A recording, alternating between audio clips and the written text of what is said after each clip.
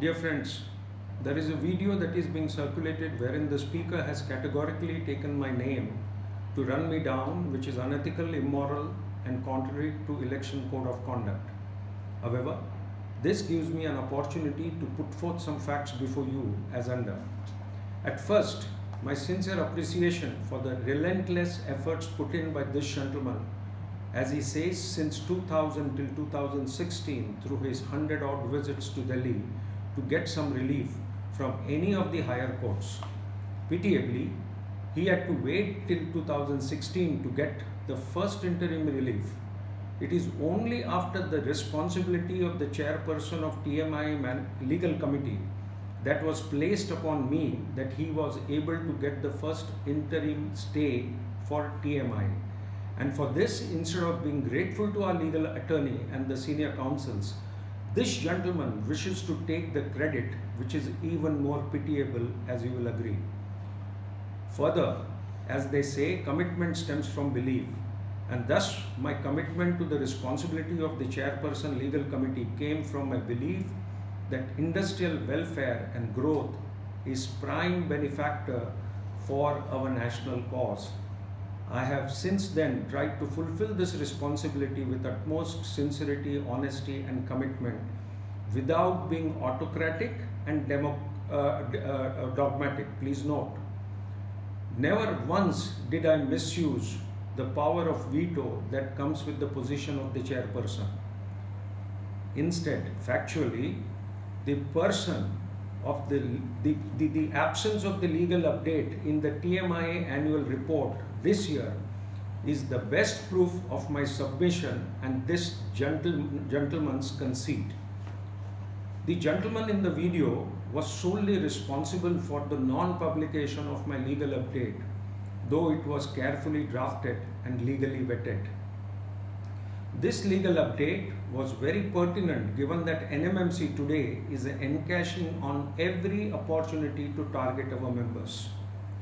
You will be shocked to believe that the frivolous excuse given by this gentleman at that point in time was that Raja's legal update is too long, while it was covering enough points to empower our member and deter the NMMC officials. Further, as you are aware, the Honorable Supreme Court, Justice Ranjan Gogoi, was pleased to give TMI the liberty to bring any additional facts or points of law in support of our SLP. Accordingly, an all-important additional affidavit running into almost 100 pages is prepared and was ready for submission to the Honorable Supreme Court by early December 2021. Such an exhaustive and extensive research by our legal attorney and his team was carried out only at the persuasion and cost of my company, which please note. Thanks to this gentleman again, this additional affidavit is lying in the cold storage waiting for the next MC to take next MC and the legal committee to act upon. No wonder that NMMC officials are continuing to prevail upon our members today. Further, he claims that I have avoided visits to Delhi on perky reasons, when he knows well that our legal attorney travelled multiple times to Delhi at the persuasion and cost of my company instead of me, as attorney's presence was even more important. Here I am forced to profess that my company has spent approximately over ₹500 crore in the last 5 years towards the legal charges for our collective crusade against loot and atrocities by NMMC and MIDC. At the opportune time, we, the Friends of Free Enterprise, will be happy and most willing to furnish these facts and audited figures to our august general body. Often our members ask a very pertinent question as to why TMI lost the case at the Honorable High Court in 2010 if our merits in the case were so strong. Honestly, to my mind, the single most reason is the pride and prejudice of this gentleman who has larger than size ego. As a result, always arrogates himself even above the legal attorney and legal counsels instead of accepting their worthwhile advice. Dear friends, as such, in 2017, TMI members would have been awarded a complete unconditional stay against NMMC, not restricting it to only the interest and penalty as it is today.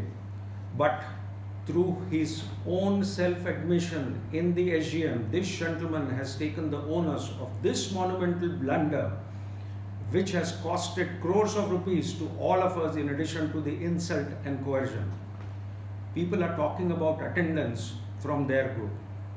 Please take stock of the situation and you will come to know that there are members who are participating from that group who have zero attendance. You are talking about ladies and gentlemen attending the managing committee meetings when abusive words are being used, goon-like attitude is being executed, and ulterior motives are being pursued in the managing committee meeting rather than the welfare of the industries. Is this then you expect the attendance? Friends, it's also worth noting that the great entity had resigned on a couple of times from the post of General Secretary on health and similar grounds, but this was also because he was insulted to that extent in the managing committee. Astonishingly, he holds enough vigor to stand once again for election today. One last point. Here is the consent letter given by TMI to none other than the executive engineer, Mr. Kalgutki, accepting 5 times the increase in your service charges. The request from MIDC came, as it is stated here, on 23rd of September. The consent letter was given on 25th of September without the consent of the managing committee and the general body. And friends, worth taking note of, who are the people who signed this? And they are supposedly the leaders of the progressive fronts. Finally, on behalf of the free enterprise, I take this opportunity to reach out to all our fellow members. I sincerely appeal that on Monday, 21st of March 2022, please come and cast your valued vote in favor of Friends of Free Enterprise at TMI Managing Committee election. The venue, as you all know, is TMI Rabale office and timing is from 10 to 5:30. However, please try to come before lunch. Thank you and namaste. Best regards.